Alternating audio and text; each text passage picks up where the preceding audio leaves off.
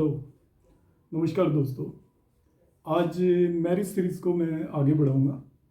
जैसा कि मैंने प्रीवियस 3 वीडियोस अपलोड किए थे, उसमें 3 डिफरेंट मैरिज के सूत्र लगाए थे। तो सबसे पहला मैंने ट्रांजिट यूज़ किया था, सैटर्न का, जुपिटर का, मार्स का और लग्न लॉर्ड का। दूसरी टेक्निक जो बताई थी मैंने, वो एज ऑफ मैरिज के लिए थी। उसमें वीनस और जुपिटर की रिलेटिव पोजीशन के बेस पर बताई थी। और थर्ड वन टेक्निक जो जनरली सब लोग यूज करते हैं, D1 चार्ट की लग्न और 7th हाउस उससे रिलेटेड दशाएं, इसके बाद D7 चार्ट की लग्न और 7th हाउस से रिलेटेड दशाएं और उससे रिलेटेड जितने भी कंसेप्ट थे वो बताए थे। जो भी लोग एस्ट्रोलॉजी करते हैं और मैरिज से रिलेटेड उनके पास क्वेश्चंस आते हैं, तो सबसे बड़ी जो प्रॉब्लम आती है वो आती है कि हम लोग मैरिज को पिन पॉइंट नहीं कर पाते। एक नेटिव हमारे पास आता है, उसे हम एक डेट बता देते हैं कि with in this year marriage हो जाएगी। फिर वो 1 साल बाद आता है कि भाई मैरिज तो नहीं हुई। फिर हम कोई और डेट देख के बता देते हैं ऑन द बेसिस ऑफ दशा और अंतरदशा। मगर कोई भी फॉर्मूला मैरिज के केस में, किसी भी इवेंट के केस में 100% एप्लीकेबल होता ही नहीं है। अब 100% एप्लीकेबल नहीं होता तो हम किस तरीके से काम करेंगे? तो मैरिज पे काफ़ी रिसर्च करके करीब 12 के करीब टेक्निक है और उन सभी टेक्निकों को आप यूज़ करिए तो आपको 100% रिजल्ट मिलने की पॉसिबिलिटी होगी। 100% का मतलब यहाँ पर यह है कि आपका बहुत सारे केसेस में हमारे पास डेट ऑफ बर्थ सही नहीं होगी, टाइम ऑफ बर्थ सही नहीं होगी, तो एरर ऑलवेज होती है। आज मैं 2 टेक्निक लेकर आया हूँ, टेक्निक नंबर 4 और 5। उम्मीद है आप मेरी सारी 12 की 12 टेक्निक देखेंगे और लोगों को बताएंगे इसके बारे में। तो आई एम श्योर कि आप जो भी चीज़ यूज़ कर रहे हो, इससे ज़्यादा एक्यूरेट आपकी प्रेडिक्शन हो नहीं सकती। ये मैं करीब 1000 चार्ट्स पर लगाने के बाद आप लोगों के सामने लेकर आया हूँ। सभी टेस्टेड टेक्निक है, कोई भी टेक्निक हर एक चार्ट पर 100% नहीं लगेगी, मगर यदि हम 2-3 टेक्निकों को एक साथ यूज़ करेंगे और उसके बाद जो हमारा कंक्लूजन निकलेगा, तो आई एम श्योर कि वो 100% ही करेक्ट होगा। आगे बढ़ते हैं और मैं अब टेक्निक की बात करता हूं। तो इसमें सबसे पहले है Saturn role in the marriage. शनि का मैरिज में क्या रोल होता है?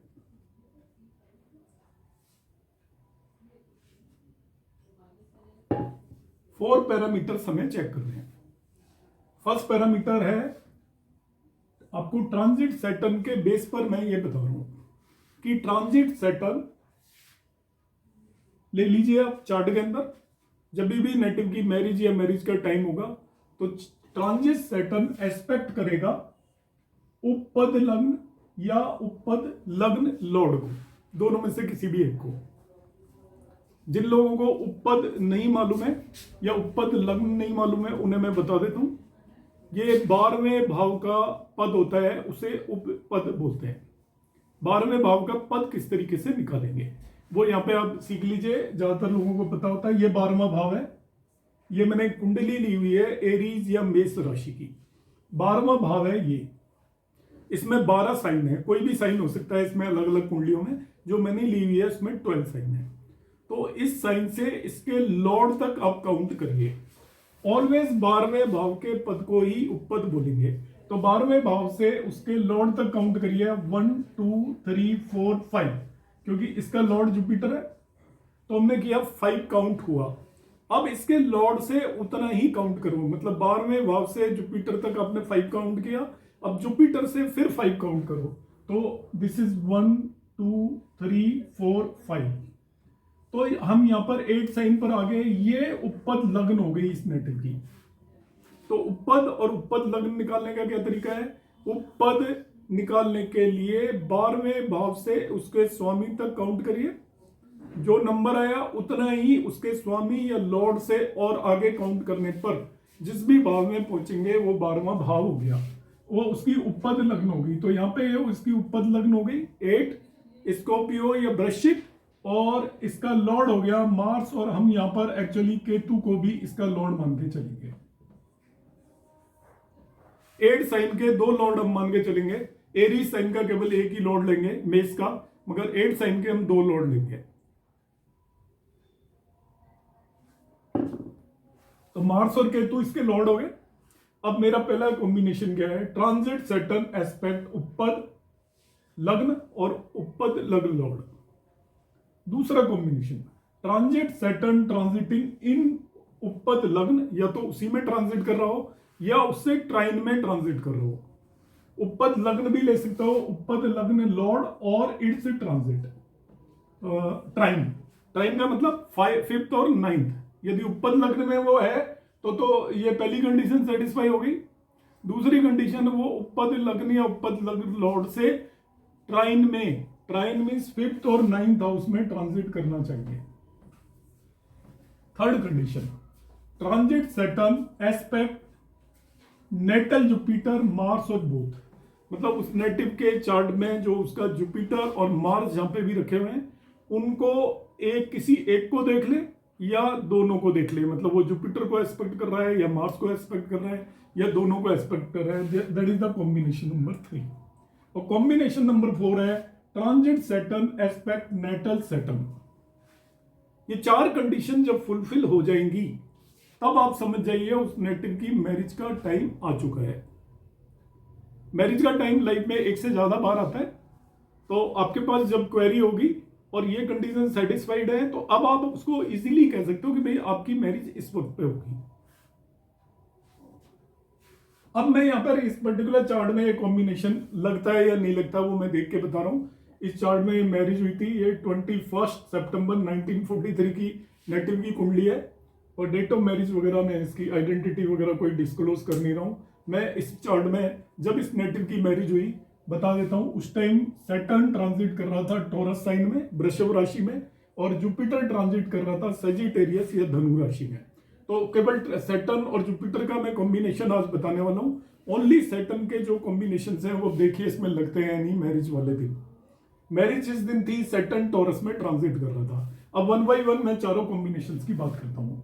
उपपद लग्न इसकी यहां पर है, तो पहले कॉम्बिनेशन में देखिए सैटर्न उपपद लग्न को एस्पेक्ट कर रहा है और उपपद लग्न लॉर्ड के ऊपर से भी ट्रांजिट कर रहा है। तो पहली दोनों में से कोई एक कंडीशन सेटिस्फाई होती तभी भी चलता, मगर दोनों कंडीशन सेटिस्फाई हो रही हैं। अब आ जाता हूं मैं सेकंड कंडीशन पे, ट्रांजिट सैटर्न ट्रांजिटिंग इन उपपद लग्न और ट्राइन फॉर्म उपपद लग्न। अब ये केतु को भी हम उपपद लग्न लॉर्ड मानेंगे। 8 साइन के केस में केतु को भी मानेंगे और 11 साइन के केस में राहु और सैटर्न दोनों को मानेंगे, जो कि हम जेमिनी एस्ट्रोलॉजी में ऐसा करते हैं जब दशाएं निकालते हैं, चर दशाएं। तो केतु से 1 2 3 4 5 5वें भाव में चला गया और मार्स के ऊपर कर रहा है ट्रांजिट, तो सैटर्न ये इस कंडीशन को भी सेटिस्फाई कर गया।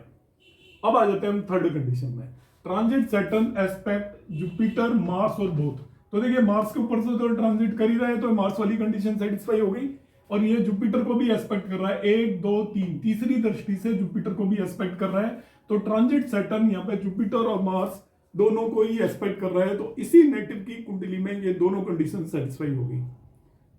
एक और चीज मैं आपको ज्यादातर फॉर्मूले इसी चार्ट में बताऊंगा कि मैक्सिमम फॉर्मूले, सभी फॉर्मूले इस चार्ट में आपके लगेंगे। नेक्स्ट वन फोर्थ कॉम्बिनेशन देखिए, transit Saturn aspect natal Saturn. तो इस नेटिव का नेटल सैटर्न देखते हैं हम कहां पे है कुंडली में। ये ट्रांजिट सैटर्न, ये इस नेटिव का आपका नेटल सैटर्न हो गया। Transit Saturn aspect natal Saturn, ये एक्चुअली सही प्लेस नहीं किया हुआ है।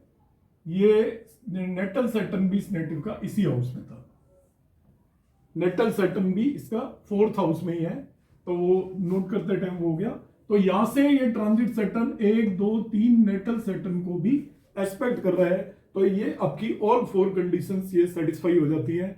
ऑल 4 कंडीशन सेटिस्फाई हो जाएंगी तो इसका मतलब ये आपका सैटर्न ने अपनी कंडीशन सेटिस्फाई कर दी है।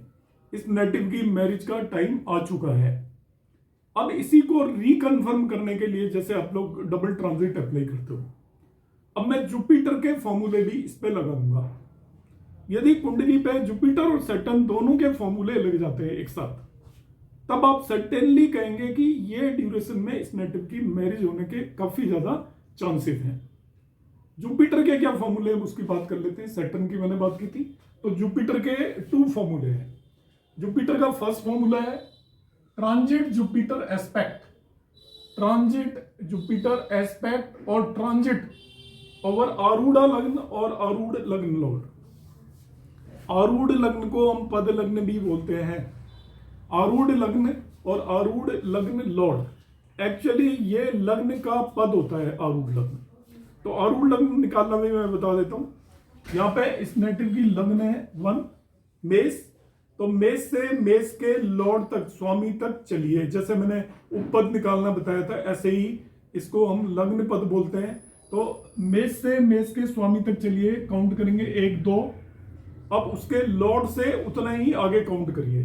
तो लॉर्ड मार्स है, यहां से 2 काउंट करेंगे 1 2, तो ये आरूढ़ लग्न हो गई 3। तो इस नेटिव की जेमिनाइन साइन इज द आरूढ़ लग्न। तो जुपिटर की कंडीशन क्या है पहली कि ट्रांजिट जुपिटर एस्पेक्ट और ट्रांजिट ओवर आरूढ़ लग्न और आरूढ़ लग्न लॉर्ड। तो यहाँ पे आरूढ़ लग्न हो गई जेमिनाइन और आरूढ़ लग्न लॉर्ड हो गया आपका मरकरी। तो आरूढ़ लग्न हो गई जेमिनाइन और आरूढ़ लग्न लॉर्ड हो गया मरकरी, बुध, मिथुन और बुध।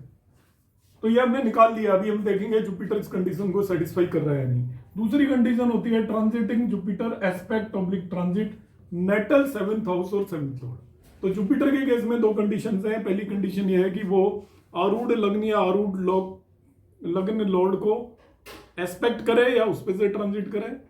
7th हाउस या 7th लॉर्ड जो नेटल 7th हाउस और नेटल 7th लॉर्ड है उस पे ट्रांजिट करे या उसे एस्पेक्ट करे।